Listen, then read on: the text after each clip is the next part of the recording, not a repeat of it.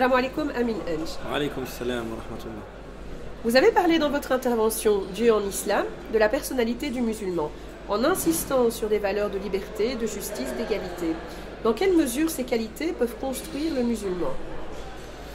Bismillah ar-Rahman ar-Rahim, alhamdulillah wa salatu wa salam ala rasulillah wa ala alihi wa sahbihi ajma'in. Voilà, donc dans la modeste intervention que j'ai effectuée tout à l'heure, j'ai essayé de faire le lien fondamental entre le cheminement vers Dieu, notamment la connaissance de ses noms et attributs, et l'impact qu'ils doivent avoir sur le comportement du musulman. Nous avons très fréquemment aujourd'hui dans la communauté certains comportements qu'on peut estimer déviants par rapport à la nature même du message de l'islam. Et si on remonte en amont, nous remarquerons que souvent ces erreurs ou ces conceptions erronées sont le fruit d'une mauvaise conception à la base de Dieu, une ignorance de la part de certains croyants de la réalité de notre Créateur subhanahu wa ta'ala. Or Dieu, il est avant tout, comme on l'a vu dans l'intervention, al-haq, la vérité. Et il n'agrée que la vérité, il n'agrée que la justice. Donc le musulman qui veut transcender, s'élever, être en conformité dans sa relation avec Allah subhanahu wa ta'ala et dans son application du message de Dieu, se doit lui-même de refléter la justice. Et c'est pourquoi dans Surat Al-Asr, Dieu nous rappelle wa tawasaw bil haqq, et il se recommande la vérité mutuellement. Donc il y a cette notion fondamentale de vérité. Et deuxièmement, cette notion fondamentale de justice, qui doit être également le leitmotiv de tout musulman dans son engagement. Et Dieu rappelle quand il ordonne aux croyants, Inna Allah ya'muru bil adl. Dieu impose ou ordonne à sa communauté d'être des acteurs qui vont accomplir et concrétiser la justice autour d'eux. On a vu d'autres noms également, Dieu est amour.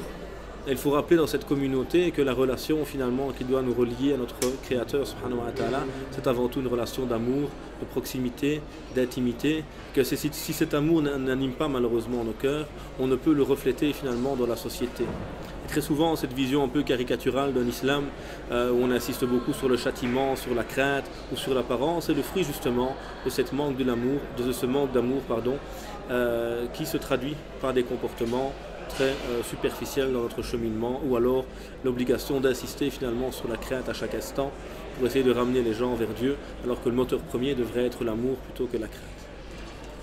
Barakallahu fik. Donc 2014 aura été l'année de la commémoration de 40 ans d'islam en Belgique. Quel regard portez-vous sur l'évolution de l'islam belge? De ce que j'en ai vu dans l'évolution, il est clair qu'aujourd'hui il y a une jeunesse assez dynamique qui essaie de vivre réellement son islam en Belgique, en étant libéré de toute ingérence étrangère ou autre, refusant les comportements paternalistes parfois de certains politiciens. Donc il y a clairement cette jeunesse aujourd'hui qui est active, qui essaye de vivre pleinement son islam en intracommunautaire, à participer au sein de la société majoritaire.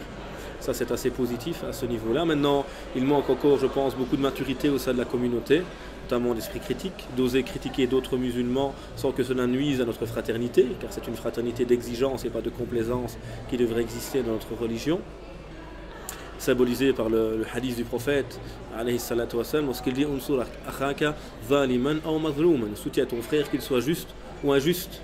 Quand on lui dit, nous le soutenons quand il est victime d'injustice, mais comment le soutenir quand il est injuste? Il lui dit alors, il répondit à ce compagnon, tamna'uhu min adh-dhulm, tu l'empêches d'être injuste. Ça c'est la réalité de la fraternité en islam, cette exigence donc au quotidien qui fait souvent défaut malheureusement au sein de la communauté. Il y a certes des évolutions, il y a encore beaucoup de pain sur la planche pour la communauté, au niveau de l'unité de celle-ci, au niveau de la compréhension de nos objectifs premiers au sein de la société, que ce soit au niveau de l'éducation, la préservation de l'identité, de l'ouverture vers l'autre, et si certes, à certains niveaux, on a réussi à passer l'étape de la simple consommation à une participation, on doit passer à la prochaine étape, Inch'Allah, qui sera plutôt l'étape d'une participation active et du fait que les musulmans proposent des choses. Pas simplement ils suivent le mouvement, ils participent à ce qui existe déjà, mais que les musulmans soient acteurs du changement, initient aujourd'hui de nouvelles initiatives au sein de la société et soient à la lumière des valeurs qui sont les leurs, ce phare qui permettra de guider la société vers plus d'humanité, plus de valeurs comme l'islam le préconise. Amin Enj, barakallahu fik. Barakallahu fik.